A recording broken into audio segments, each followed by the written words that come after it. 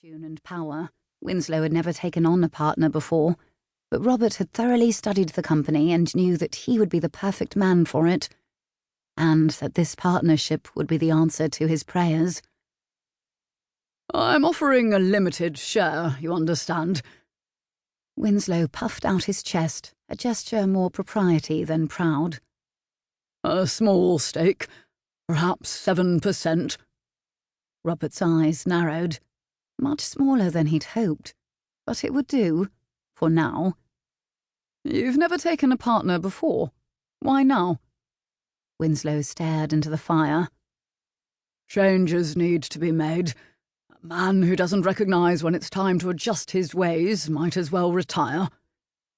He jabbed the poker at the logs, sending up a shower of sparks. "But the timing of it. Daughters." He heaved a hard breath and shook his head. "How does a businessman ensure a legacy for his family when all he has are daughters?" Robert didn't answer. His own father hadn't worried about such things.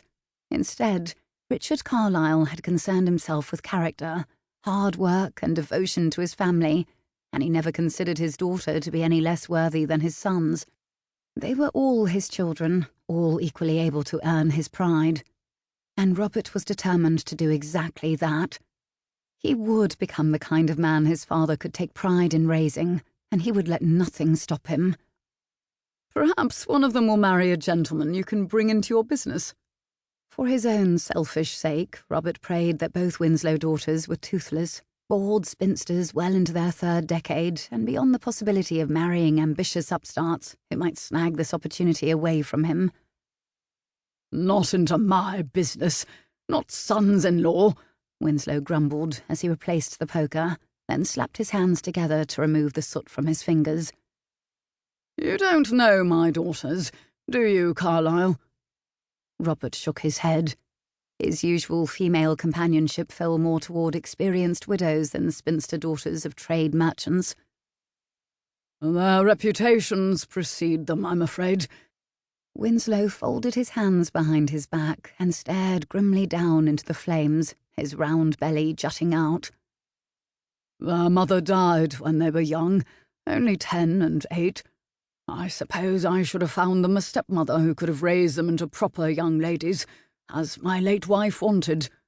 But the business needed my attention, and there was barely enough time to find an appropriate governess, let alone a wife." He paused, then admitted, "And, in truth, a part of me didn't want to.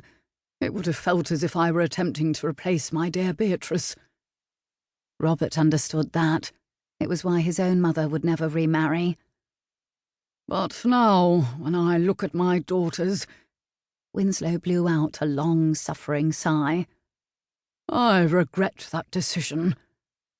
"Are they both out for the season?" Robert asked curiously.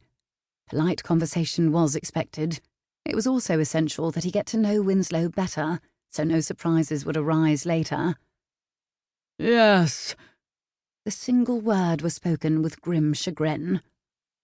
"But it's their 7th and 5th seasons, and I'm afraid it might be too late." Robert blinked, stunned. 5th and 7th? Good Lord! He'd never heard of young ladies taking that many seasons to find a husband, especially heiresses.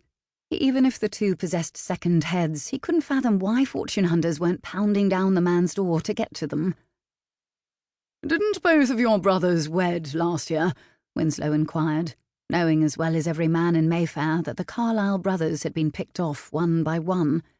Robert was the last one standing from a threesome that had once been considered the bane of marriage-minded mammas everywhere. "They did." And may God rest their bachelor souls. Oh, they both seemed happy enough. Sebastian especially appeared more relaxed than he'd been in years, which was all due to his wife, Miranda. The perfect duchess she certainly wasn't, although she'd proven completely perfect for Sebastian by being nothing he wanted in a wife, yet everything he needed in a woman. His brother had gone happily over to the ranks of the enemy, doting on her like a smitten pup. The attention he heaped on her was now made all the worse by her being with child. His younger brother Quinton was little better. His wife, Annabel, had him up to his